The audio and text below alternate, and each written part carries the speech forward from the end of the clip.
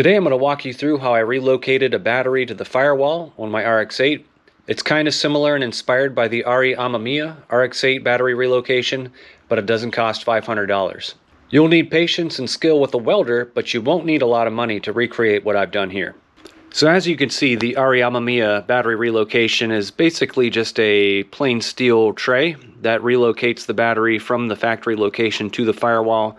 It does come with a couple of overflowing catch tanks that I didn't use for mine. So if you want a solution for the windshield washer reservoir, you'll have to do something custom on your own. One of the other drawbacks with the Amamiya kit, at least for us folks at North America, is that it's intended for right-hand drive cars. So maybe you could adapt it to fit on a left-hand drive, but I'm not sure. This is just another shot of the Amamiya kit. You can clearly see that the tray itself is supported by a pedestal, which interfaces with a hole in the frame that the factory windshield washer fluid uses as well. Now there's a couple of reasons to consider a battery relocation for your RX-8.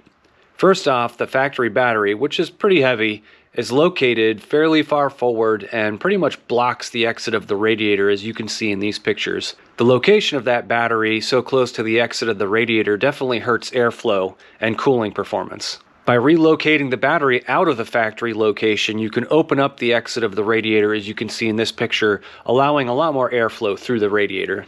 Now on my previous white car, I did have a relocated battery in the trunk. That moves the battery to a location where it's a lot cooler than anywhere in the engine bay, but you will have to run a significant amount of cabling to do so, add a circuit breaker. It will take up some room in the trunk that was otherwise usable, and the additional resistance from all that cabling makes the setup a little bit more lossy electrically. I think the Amamiya setup is a good compromise, putting the battery up at the firewall. It's a little more mass central, and the cabling changes are fairly minor compared to relocating in the trunk. The firewall location does limit you to a smaller battery than stock. To that point, I ended up choosing the Braille B3121, a 21-pound lead-acid battery. I'll make a quick plug for Turner Motorsports. They offer a lifetime replacement, even for batteries, which kind of blows my mind, being that batteries are an expected wear item and will eventually wear out. Turner Motorsports stocks the battery, and they offer the lifetime guarantee, so I ended up ordering through them.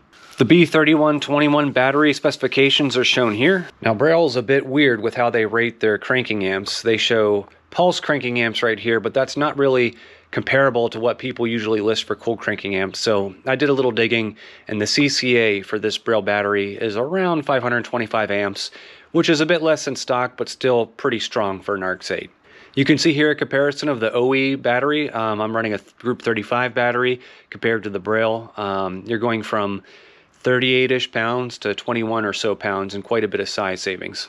I've got a bill of materials here. I'm not going to read the whole list because y'all can read, but I listed it out here for completeness as to what you'll need. And in terms of tools, you will need a welder and a knowledge of how to use it, and then basic fabrication things like an angle grinder, hand file, spray paint, and some wrenches. In this picture, you can see the firewall with the OE windshield washer reservoir removed.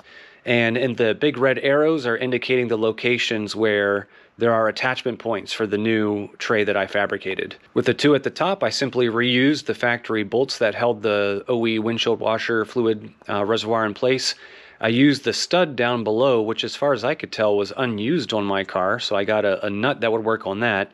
And then you can see the hole in the frame where the OE windshield washer fluid inserted down into, and that's what we'll use for our pedestal location in the new battery tray. Alright, so starting off, you can see here I've got my rather thin sheet steel that I've cut to be roughly the size of the footprint of the battery.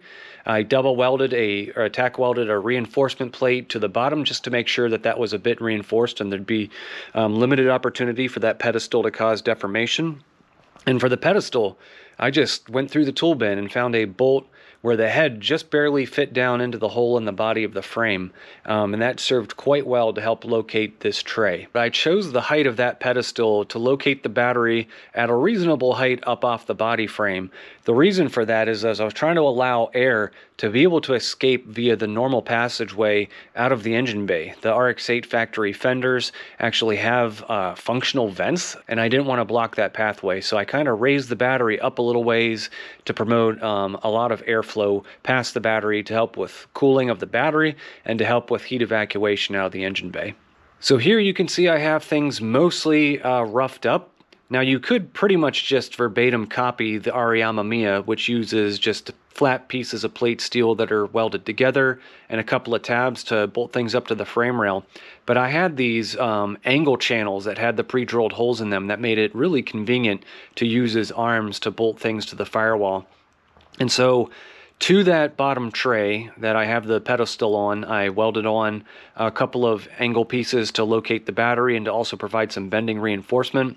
I welded up some end plates, which also serve as a heat shield from the nearby coolant pipes towards the inboard part of the engine bay. And those arms extend up to the upper attachment point. So here I am placing the mocked up tray, not the final bit, into place here. I insert the bolt down into the pedestal, and you can kind of see from how I've tack welded things up that those arms are approximately in the right place. So they're interfacing with the holes on the firewall, sort of where they should be.